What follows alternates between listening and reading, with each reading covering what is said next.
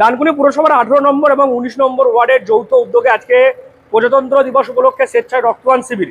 আর সেই রক্তদান শিবির থেকেই বিজেপির একেবারে মেরে হাত পা ভেঙে দেওয়ার হুঁশিয়ারি 18 নম্বর ওয়ার্ডের কাউন্সিলর সূর্যদের। যেমনটা তার অভিযোগ যে আজকে এই অনুষ্ঠান চলছিল এবং সেখানেই সাংসদ কল্যাণ বন্দ্যোপাধ্যায় বক্তব্য রাখার সময় আচমকাই বিজেপির কর্মী সমর্থক তারা কুৎসিত মন্তব্য করে সাংসদের উদ্দেশ্যে এবং তারপরে তাদের মেজাজ হারায়। এবং যেমনটা জানা যাচ্ছে যে ইতিমধ্যেই এই ঘটনায় এক ব্যক্তিকে আটকও করেছে পুলিশ। দেখতে পাচ্ছেন এখনো রক্তদান শিবির চলছে এবং সেখানে অনেকেই আসছেন, পুরুষ মহিলা সকলে মিলে, এবং সেই রক্তদান শিবিরে তারা সামিল হচ্ছে। যেমনটা 19 নম্বর ওয়ার্ডের কাউন্সিলর কবিরুল আলম বলছেন, প্রায় 100 জন টার্গেট এবং ইতিমধ্যেই তার টার্গেটের লক্ষ্যে তারা এগিয়ে চলেছে। এবং সবচেয়ে যেটা দেখা যাচ্ছে এবারে যে রক্তদান শিবির সেটা কিন্তু ভ্রাম্যমাণ বাসে হচ্ছে। দেখতে পাচ্ছেন এই ভ্রাম্যমাণ বাসের মধ্যেই একে একে সকলে যাচ্ছেন, গিয়ে তারা রক্তদান করছেন। মূলত তাদের উদ্দেশ্য হচ্ছে রক্তের চাহিদা যেমন মেটানো, তার পাশাপাশি দেখা যাচ্ছে যারা রক্তদান করলেন তাদেরকে একটি করে চারা গাছও তারা তুলে দিলেন। যেমনটা কাউন্সিলর সূর্যদেব কবিরুল আলমরা বলছেন যে দেখা যাচ্ছে জানুয়ারি মাসের শেষেই কিন্তু গরম অনুভূত হচ্ছে, অর্থাৎ আগামীতে গরমকালে যে গরম কোন পর্যায়ে পৌঁছাবে সেই কারণেই গাছ অনেকটাই প্রয়োজন এবং সেই কারণে গাছ লাগানোর বার্তা দেওয়ার জন্যই যারা রক্তদান করছেন তাদেরকে একটি করে গাছের চারাও দেওয়া হচ্ছে।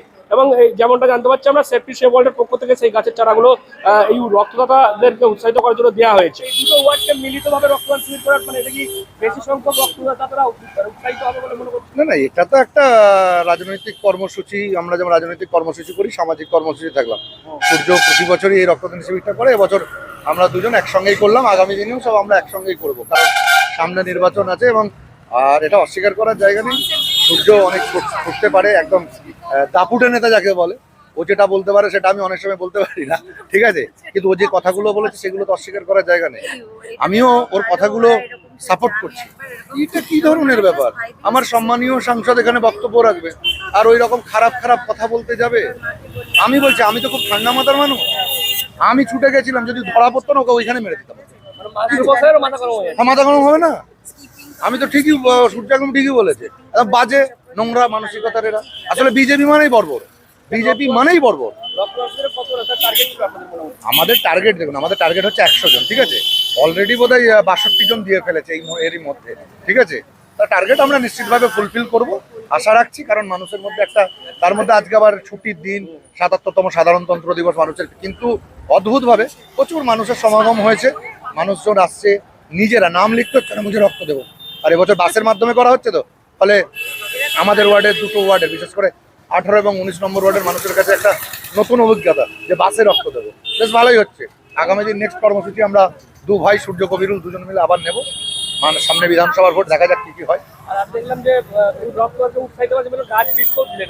হ্যাঁ একদম, দেখুন আমরা সবসময় পরিবেশকে রক্ষা করার চেষ্টা করি। কারণ দেখুন, পরিবেশ যদি রক্ষা না পায় তাহলে কিন্তু কিছুই বাঁচে না। আজকে আপনি দেখুন না, লক্ষ্য করে যেভাবে গরম বাড়ছে, এখনই জানুয়ারি মাস শেষ হয়নি, কি গরম কি গরম। তার মানে আগামী দিন কি হচ্ছে। আর ডানকুনিতে তো গরম বেড়ে গেছে, দেখুন দুর্গাপুর রোডটা হওয়ার পর না, যে গাছগুলো ছিল, গাছ বলে তো ডানকুনিতে কিছু নেই। তাই আমরা মানুষজনদের মধ্যে উপহার হিসেবে গাছ দিচ্ছি, যাতে পরিবেশ রক্ষা পায়, মানুষকে উৎসাহ প্রদান করছে। আমি ডানকুনির বিজেপিকে বলি, আপনারা আমাকে জানেন কম বেশি, আমি চা খেতে গেলেও আমার সঙ্গে যা ছেলে থাকে, আপনাদের ডানকুনি বিজেপিকে অত ছেলে নেই। তাই এরপরে যখন কালীপুরের বিজেপির কোনো সভা হবে, একটু সাবধানতার সাথে করবেন আর এবং সচেতনতার সাথে করবেন। কারণ আমার সাংসদ আমার ওয়ার্ডে এসে অপমানিত হয়েছে, আপনাদের লোক কারাগার করেছেন আমাদের সাংসদকে রাস্তা দিয়ে যেতে যেতে। তাই এর পরের দিন যখন আপনারা এখানে সভা করতে আসবেন, একটু সোচ সমাজকে আসবেন। এই বলি, আমাদের মধ্যে আর কিছুক্ষণের মধ্যে এসে উপস্থিত হবেন চন্দ্রতলা বিধানসভার বিধায়ক মাননীয় প্রার্থী খন্দকার। তারপর আমরা আমাদের আজকের এই রক্তদান শিবিরের যে কর্মসূচি তা শেষ করব। এই রক্তদান শিবিরে আপনি বিজেপিকে বেনজির আক্রমণ করলেন কেন? বেনজির নয়, আমি বলেছি মেরে হাত পা ভেঙে দেবো। কারণ তোমরা যদি মুখ ওরকম দেখাও, এটা তৃণমূল কংগ্রেস হিসেবে বলছি না, বাংলার একজন নাগরিক হিসেবে, কালীপুরের একজন ছেলে হিসেবে বলছি। আমার সাংসদ এখানে বক্তব্য রাখছে, এত জানোয়ার ছেলে, বিজেপির ছেলেগুলো এখানে গালাগাল দিতে দিতে যাচ্ছে। এবারে বলেছি কালীপুরে যদি সভা করতে আসো সামনে যেও, কারণ আমি, আপনারা জানেন যে আমি চা খেতে গেলে বিজেপিতে ডানকুনিতে যত ছেলে আছে তার থেকে বেশি ছেলে আমার সাথে চা খেতে যায়, অত সোজা নয়। এবারে বলেছি এখানে পায়তারা করলে হাত পা মেরে ভেঙে দেবো। কেন হুঁশিয়ারি দেওয়া যায় না? কিসের জন্য হুঁশিয়ারি দেওয়া যায় না? ওরকম গান্ধীজির মতো পারবো না, এক গাল চল খেলে আরেক গাল বাড়িয়ে দিতে। আমি সূর্যদেব, আমি পারি না। ও আমার সাংসদকে, আমার ওয়ার্ডের সাংসদ এসছে, অপমান করবে, ওরা গালাগাল দেবে, আর আমি ওদেরকে কি করবো? চুমু খাবো? ওরকম আর হয় নাকি? মারের বদলে ভাই মার, ওইসব কোনো অন্য কিছু সিন নেই। অপমানের বদলে অপমান, মারের বদলে মার। বিজেপির কালচারটা জানেন তো, অন্যান্য ওয়ার্ডে কি অন্যান্য ওয়ার্ডের ব্যাপারটা জানি না, আমার ওয়ার্ডে যারা বিজেপি করে, ধরুন আমি আর সঞ্জীব তৃণমূল করি, এরকম যারা বিজেপি করে রাতের অন্ধকারে তারাই আবার তাদের বউকে মেসেজ করে। আমরাও ভাই কথাবার্তা বলি সোশ্যাল মিডিয়ায়, আমরাও বলি ভাই চলো একদিন কফি খেতে যাবো, একদিন চা খেতে যাবো, আমরাও বলি, একদম বলতে দ্বিধাবোধ নেই। আমরা ইয়াং ছেলে, বলতেই পারি কাউকে কফি খেতে যাবো, চা খেতে যাবো। রাতের অন্ধকারে আবার নিজের সহকর্মী স্ত্রীকে প্রভোগ করে যায় নাকি মেসেজ করে, কে বলছে, আমার কাছে স্ক্রিনশট আছে, আমি এই ইলেকশনের পোস্টার করে লাগাবো 18 নম্বর ওয়ার্ডে। বিজেপি করে তারা, তাদেরই সহকর্মীর স্ত্রীকে মেসেজ করে। আরে ভাই নর্মাল কফি খেতে চা খেতে যাওয়া বলা যায়, এরকম আবার বলা যায় নাকি রাতের অন্ধকারে? সালা ওলা চালায়, বলছে আমি আমার 25খানা কন্টেনার অন্যের বউকে প্রভোগ করছে, দিয়ে পটানোর চেষ্টা করছে। এই তো বিজেপির কালচার। আবার এরা বড় বড় কথা বলে, এটা চালাবেন, এটা বন্ধ করবেন না। আচ্ছা, একেবারে কড়া হুঁশিয়ারি দেখা যাচ্ছে, মানে 18 নম্বরের কাউন্সিলর বলছে বিজেপিদের মেরে হাত পা ভেঙে দেবো, কি বলবেন? কবে ভাঙবে, কখন ভাঙবে, আর কোথায় ভাঙবে, এই তিনটে জায়গা ঠিক করে নিক আগে। আর সূর্যদেবের এখন বোধহয় অস্ত যাওয়ার সময় হয়ে এসেছে। সকালে সূর্য উদিত হয়, রাত্রে অস্ত যায়। তো আজ পর্যন্ত আমি কোনো কাউন্সিলরের মুখে এরকম ধরনের বক্তব্য বা এরকম ধরনের ভাষা আমি শুনিনি।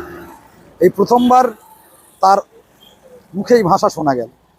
আমি তাকে বলবো যে রাজনৈতিক দিন কখনো সূর্য ওঠে, কখনো মধ্য গগনে থাকে, কখনো অস্ত যায়। আজকে নয় কালকে সূর্যদেব শেষ হয়ে যায়। পাবলিক থাকবে, মানুষ থাকবে, জনসাধারণ থাকবে, তাদের পরিষেবা দিক, এটাই তার মুখে মানায়। এরকম ধরনের ভাষা তার মুখে মানায় না। আমি ছোট ভাই হিসাবে সূর্যকে এই কথাটা বললাম। উনি এই ক্ষোভটা উগড়ে দিলেন কারণ তার যে বক্তব্য সাংসদ কল্যাণ বন্দ্যোপাধ্যায়কে মানে অসম্মান করা হয়েছে, তাকে বিজেপির কেউ বা কারা তাদেরকে নাকি কুৎসিত মন্তব্য করেছেন, সেই কারণে তিনি এই কথা বলেছেন। যদিও আমার জানা নেই বিষয়টা, তবে একটা কথা বলি, ভারতীয় জনতা পার্টির কোনো রকম কার্যকর্তা, ঠিক আছে, বলবে না। তার কোনো সাধারণ মানুষ জানে ওনারা চোর। আর চোরকে চোর যদি কেউ বলে থাকে, যে বলেছে সে একজন সাধারণ মানুষ, বিজেপির কোনো কার্যকর্তা বলেনি। তাহলে বিজেপির কার্যকর্তারা থানায় গিয়ে সেখানে তাকে ছাড়ানোর জন্য যেত। একটা লোককে দেখতে পাবেন না বিজেপির কোনো লোক যে থানায় গিয়ে আইসির সাথে কথা বলেছে যে এই লোকটাকে ছেড়ে দিন, ও বিজেপি করে। আর আমরাও দেখিনি যাকে বলেছে, যার কথা। সাধারণ মানুষকে এরা উত্তক্ত করে তুলেছে। সাধারণ মানুষ তাদের মনের ক্ষোভটাকে প্রকাশ করে দিয়েছে। রাস্তা দিয়ে চোর যাচ্ছিল, ওকে বলেছে চোর, অন্যায় কিছু বলেনি। আর পুলিশের কাজ খেয়ে দিয়ে কাজ নেই। তারা কি করে, তারা যারা চোর তাদেরকে ধরবে না, মানে যারা চুরি করে তাদেরকে ধরবে না, যারা সাধারণ মানুষ তাদেরকে ধরে নিয়ে চলে আসে। চোরটাকে ধর না, যে যাচ্ছিল সে তো চুরি করেছে। যারা এখানে আছে, যারা উদ্ধত্ত দেখাচ্ছে, যারা ক্ষমতায় আছে, যারা পৌরসভায় গঠন করে বসে আছে, যারা কাউন্সিলর হয়ে আছে, তারা কি চুরি করেনি? করেছে। বহুবার তাদের নামে কমপ্লেন হয়েছে বিভিন্ন জায়গায়, তারা তো অ্যারেস্ট হয়নি। বহুবার বিভিন্ন জায়গাতে এরকম হয়েছে, কেউ কাউকে মারধর করেছে, তার অভিযোগ উঠেছে, তাদেরকে অ্যারেস্ট করেনি। সাধারণ মানুষকে উত্তক্ত করে দিয়ে এরা যেটা ভাবছে সেটা হবে না। 2026-এ মানুষের বিচার করবে। এরা ভয় পেয়ে গেছে, আর সেই ভয়ের বোতাম যখন মানুষ টিকবে, তখন একটা সুষ্ঠু ফুলের মাথায় পড়বে, সেটা হচ্ছে পদ্মফুল, ভারতীয় জনতা পার্টি। তবে এই রক্তদান শিবির থেকে বিজেপিকে কেন আক্রমণ, সেই প্রসঙ্গে সূর্যদেব পরিষ্কার জানিয়েছেন, যদি তাদের সাংসদকে অপমান করার চেষ্টা করা হয়, তাহলে অপমানের বদলা যেমন অপমান হবে, তেমন কিন্তু মারের বদলা পাল্টা মার হবে। অর্থাৎ যত বিধানসভা নির্বাচন এগিয়ে আসছে, ততই কিন্তু রাজনৈতিক পারদ চড়ছে এবং উত্তেজনাও বাড়ছে। আপনারা কি বলবেন এই বিষয় নিয়ে? অবশ্যই কমেন্ট বক্সে। এরকম আরো খবর পেতে নজর রাখুন ডিএনএন বাংলায়। ডিএনএন বাংলা, সবার মনে, সবার ফোনে।